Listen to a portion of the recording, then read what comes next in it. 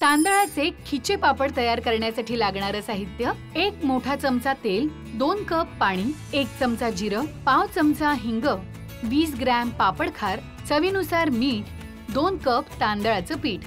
कढईत अशा पद्धतीने तेल पसरून घ्यायचं आणि पाणी घालत झाकण ठेवून पाण्याला उकळी काढायची। आता जिरं, हिंग, पापड खार, मीठ आणि तांदळाचं पीठ घालत याची उकड काढायची। आता अशा पद्धतीने हे पीठ मळून घ्यायचं आणि याचे गोळे करत पापड लाटायचे आणि वाळवायचे। आता अशा पद्धतीने पापड तळायचा। झाले आपले खिचे पापड तयार। पण प्रत्येक भागाची सुरुवात आम्ही उखाणा घेऊन करतो आणि त्या उखाण्यामध्ये ना त्या पापडाचं नाव आलं पाहिजे। तर तुम्ही काय उखाणा घ्या? मंगळसूत्राच्या 2 वाट्या, सासर माहेरची खून, संभाजीरावांचं नाव घेते, मधुराताईच्या किचनमध्ये बनवते खिचे पापड, चव्हाणांची सून। क्या बात है। म्हणजे इथे नवराबा पण आहेत, पदार्थ पण आहेत, आडनाव पण आहे आणि मी पण आहे। मस्त। आता तेल स्प्रेड करून घे। हो, आता आपण पीठ पण मोजून घेणार आहोत आणि पाणी पण। जितकं पाणी घेतोय तितकंच आपण पीठ घेतो। हो। आता आम्ही फक्त पाव किलो तांदळाच्या पिठाचं हे खिचे पापड बनवतो। अतिशय सोप्या पद्धतीने करतात आणि पटकन होतात। 1 किलो जर घेतलं तर किती होतात त्यामध्ये? 1 किलो म्हणजे मोठे केले तर 150 होतात आणि छोटे केले तर 200 होतात। आता ह्या पाण्याला चांगली उकळी आलेली आहे। येस, मस्त असं दणकून उकळलेलं आहे पाणी। आता गॅस मंद आचेवर करून आता त्याच्यामध्ये आपण जिरं टाकू,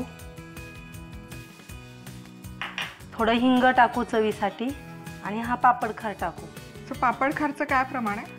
प्रमाणे 1 किलोसाठी आपण 50 ग्रॅम घेतो। आपण इथं पीठ कमी घेतलंय त्याच्यामुळं पापड खार पण कमी घेतलेला आहे आणि मीठ पण टाकायचं थोडंसं।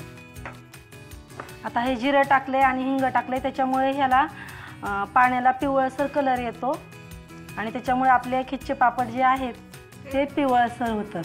हां, आता दिसायला पिवळसर दिसतील पण तळल्यानंतर पांढरे दिसतात। पांढरे पण नाही, थोडे पिवळसर जरी दिसले तरी ते फुलतात छान पापड खारमुळे। आता यामध्ये पीठ घेतलंय। आता आपण तांदळाचं पीठ 2 कप पाणी होतं तर 2 कप तांदळाचं पीठ आहे आणि हे लाटणं घेतलंय त्याने पटापट त्या घोटून घेत आहेत। आणि तांदूळाचं पीठ कसं? तांदूळ धुवून दळलेलं का रेग्युलर? राशनच्या तांदळाचे छान खिचे होते, धुवून दळायचे, त्याच्यामुळे त्याचे पापडाला खायला पण खुसखुशीत होतात आणि दिसायला पण चवीला पण छान होतं। हे रेशनचे तांदूळ आणायचे, स्वच्छ धुवायचे, सुकवून घ्यायचे आणि मग गिरणीतून दळून आणायचे। आता हे पीठ शिजून तयार झालं आहे। साधारण 8 ते 10 मिनिटं आम्ही मंद आचेवर ठेवलं होतं। आता गॅस करते बंद।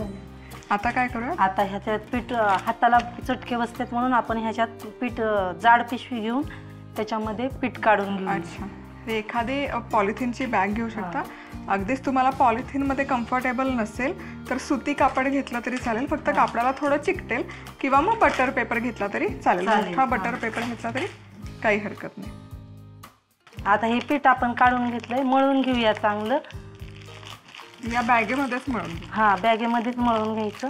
आणि तुमच्याकडे फूड प्रोसेसर असेल ना त्यात घालून फिरवा, पटकन होईल। आता हे मळून झालेलं आहे, अगदी पटकन होतं। आता आपण थोडं हाताला तेल घेऊया आणि ह्यातलं थोडं पीठ घेऊया आणि छोटे छोटे गोळे बनवूया। असे आपल्याला जेवढे पापड साईज पाहिजे त्या अंदाजाने आपण छोटे छोटे असे गोळे बनवून घेऊया। यात थोडंसं तेल लावून घ्यायचं। इथे पण आम्ही पॉलिथिनच घेतलेला आहे, प्लास्टिकचा कागद। सुट्ट्यांमध्ये लहान मुलं घरी असतात तर त्यांच्यासोबत हे तुम्ही उद्योग करू शकतो। आणि पोळपाटा जमत नसेल तर पुरी यंत्र असतं, साचा असतो, त्याच्यावर केलं तरी चालेल। आणि अगदी लाटणारे नाही तर असं हाताने जरी पसरवलं तरी छान होतं। हे पापड आपण उन्हामध्ये पण सुकू शकतो किंवा घरामध्ये फॅन खाली पण सुकू शकतो।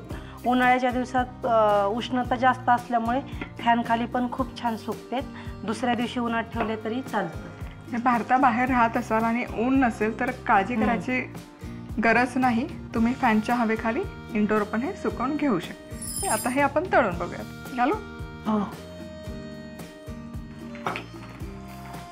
वा, तुम्ही बघू शकाल जवळपास तिप्पट फुलतोय हा पापड। आणि हे किती दिवस टिकतं? हे वर्षभर टिकतात।